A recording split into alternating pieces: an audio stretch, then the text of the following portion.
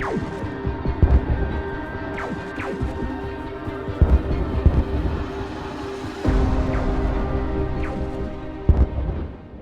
up, LEGO builders? Welcome back to Coconut Brick Studios for week 4 of building the Battle of Coruscant in LEGO.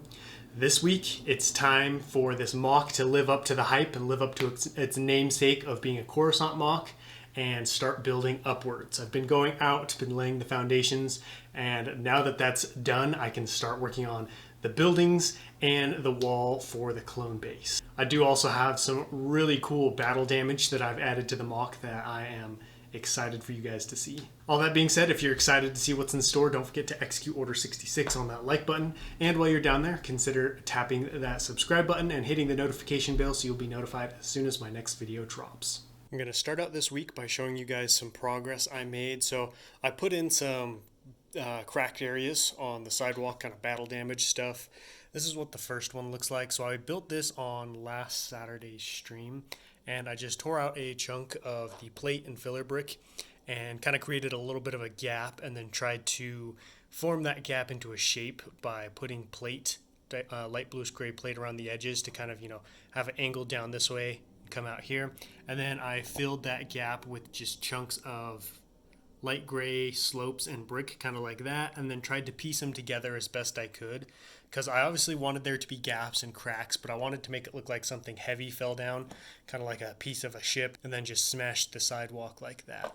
So then I did also throw in some random tile and plate and wedge plates to help cover up some of the larger gaps and just make it seem like rubble and broken bits of the sidewalk. I'm really happy with how this looks. I'm absolutely loving it. In fact, this isn't going to be the final design or what this looks like, because it's going to get moved. Pieces are going to fall off. I'm obviously going to have to take up this part when I put in the actual road, put it back together. This is just kind of like a general idea of what it will look like, and I wanted to practice this technique because it was harder than I thought, trying to place these chunks of rockwork in a way that they looked broken and disconnected, but also look like they kind of could fit together at some point and make the cracks look realistic. I did the same thing on this side, but on a much smaller scale. I wanted this one to just be little. I used a lot more plate and tile to create the shape of this broken section than I did with this larger one, because I couldn't fit as many of these pieces of rockwork that I made out of the light gray slopes, as this hole was a lot smaller. So I created a lot of these little steps, like here, here, and here, and here, to create the idea that this sidewalk kind of slopes or descends down into this broken section at the bottom. Once this MOC is finished and I'm preparing for the finale, I'll probably put some more finishing touches on this, because I've been having an issue that I talked about a little bit over here. Is there are a lot of exposed gaps underneath these sections of bricks and slope. So sometimes I'll put these 1x pieces in and they'll actually fall down underneath, and the only way for me to get them out is to pull all this up, and I'm worried I won't be able to recreate the same shape if I do that. So I'm trying to leave these alone for now. This technique, while a little bit difficult, is really fun to build, and you're definitely going to see it used more as we get further this way, and especially on the road. I want to have a giant chunk of it kind of broken up and part of the clone base. And speaking of sidewalks, I got this entire section all finished, and it even wraps around over here. I ended up making this sidewalk much smaller than here because I figured this is the main road. This is where a lot of the foot traffic's going to be, and this is kind of like almost like an alley or a side road. So there's going to be a lot less people walking down here, and there's going to be a giant bridge that connects this residential area to this area, which a lot of people will use. A lot of the foot traffic will be up there, so I figured you wouldn't need as much space to walk down here.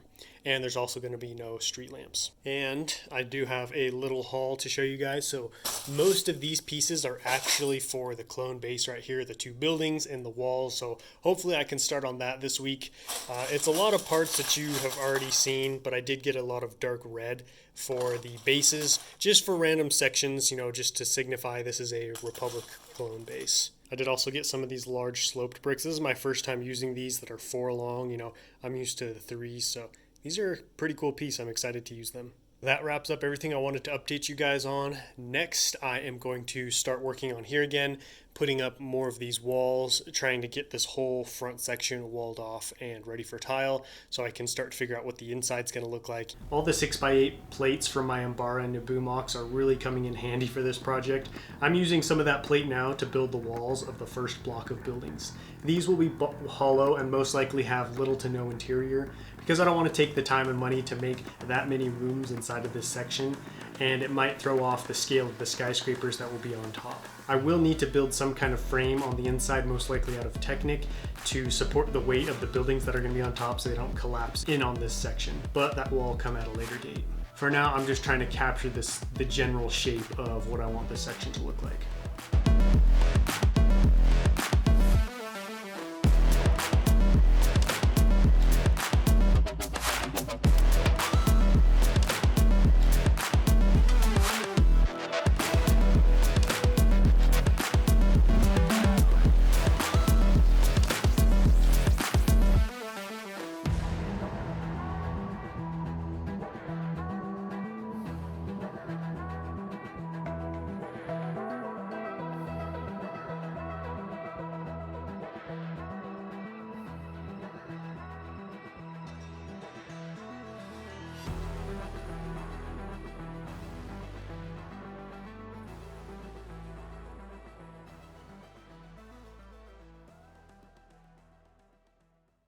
Here's a look at what I got done on that time lapse.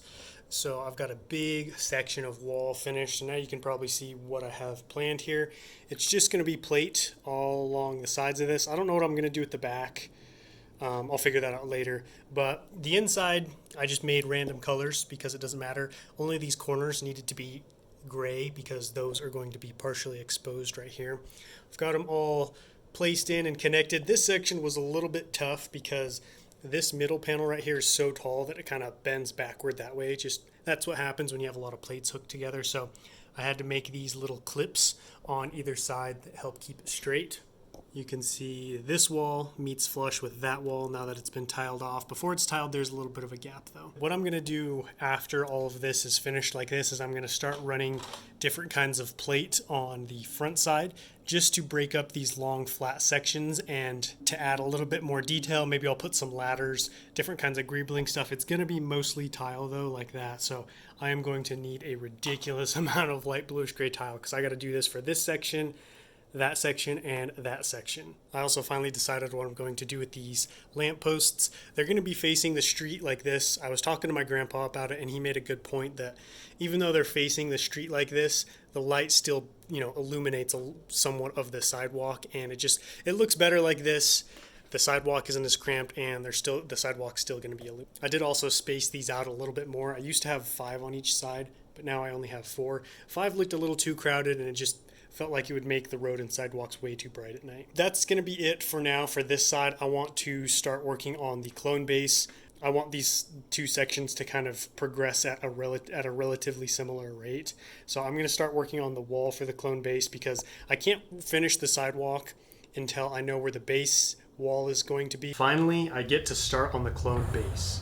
First and most importantly, I need to figure out where and how big the doorway is going to be because that's what's held up most of the progress on this section, because in order to finish the sidewalk, in order to start the walls and place the buildings and motor pool, I need to know how and where clone troopers are going to get inside this base. So I'm going to start by building the walls. They are only going to be on 2 sides, so on the right side and front side, so the back side and far left side will be left open to give the idea that the base goes further on in those directions.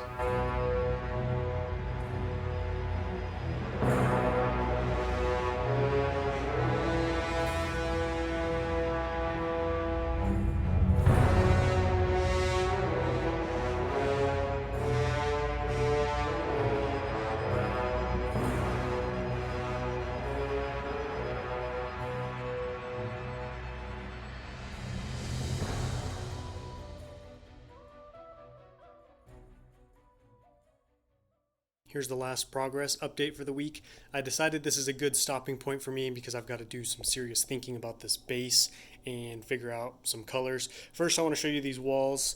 So you saw them come together in the time lapse. They're pretty simple. They're only 2 studs thick and you've got that little slope on the bottom, but other than that, it's just a flat wall. I didn't really know what else to do for the wall. It's just a simple base. I felt like there was no need for a crazy complex wall. I did have an idea of running some of these 2x4 slopes right here instead of these slopes, just to give it a little bit more texture and detail and make the bottom of the mock look more complex. But I would have needed a lot more pieces because I would have needed headlight bricks, a couple of plates to raise the headlight brick up, and then I would have had to have run it all the way along the inside, and then it just would have complicated the base of this, and I'm already spending so much money and using so much parts. I decided this looks okay, so I'm just going to stick with this design. I haven't decided how tall it's going to be or what's going to be on the top. I ran out of light gray 2x4, so I can't figure that out this week anyways. On this side, I did the same thing as I did over there. I put just a tiny little sidewalk. I was going to run the base all the way to the edge here, but I felt like that would have looked a little strange having the wall, then having it go straight down to the road. And I finally got the opening figured out, and I got the proper size and placement for it. I did have to offset these lampposts from these two. You can see these match up the same, but after that they're going to be a little bit off. I still think it looks okay just because they're all spaced the same, which I think is the most important. I didn't need this opening to be super big, basically just large enough for a hover tank to come out pretty easily. Honestly, I probably could have made the opening a little bit smaller, but I don't think it matters. I do need to figure out what kind of a door I'm going to do here, but I did start working on the ramp. I just use a bunch of these really long 1x4 slopes. They line up almost perfectly on top of the road. You can see there's going to be like a tiny little hairline gap, a tiny little gap between the road and the slope, but I don't think that's a big deal. You won't even be able to notice it if you're looking at it from about this distance. So that's going to run up onto here and then lead into the base. Now here comes the part that I need to think about. I finished this and realized I kind of want to make this whole part dark bluish gray because this is kind of like a road that leads out onto this road. And then I want to make the inside of the base dark bluish gray. So I'm actually going to need to tear all of this up and then buy more of these dark bluish gray slopes because this is all that I have, which is unfortunate, but I just think it'll look better if the road and the ramp matches the road here, and then you'll have a nice color contrast of the light bluish gray walls and sidewalk, and then the dark bluish gray interior with the light bluish gray walls of the smaller buildings that are going to go in here. I just think if it was all light bluish gray, it would just look kind of washed, and it would be harder to see like the different details and stuff of the space. Well, another successful week of Coruscant. I am 4 updates in, and it's nice to see the city really coming together already. I can start to picture what some of this stuff is going to look like. I'm really happy to be seeing height added to this mock already. When planning this mock, I didn't even bother figuring out how high everything was going to be because height for me is one of those things that you kind of just have to build and see what looks good and see what you have the parts for. So now that I've actually started working on the buildings, I can figure out how tall do I want that bottom section to be, and then how tall do I want the skyscrapers to be on top of that, figure out the base wall, just so that everything looks good compared to each other. All that being said, don't forget to let me know what you thought about this week's update down below in the comments, and I will catch you guys next time. But until then, happy building.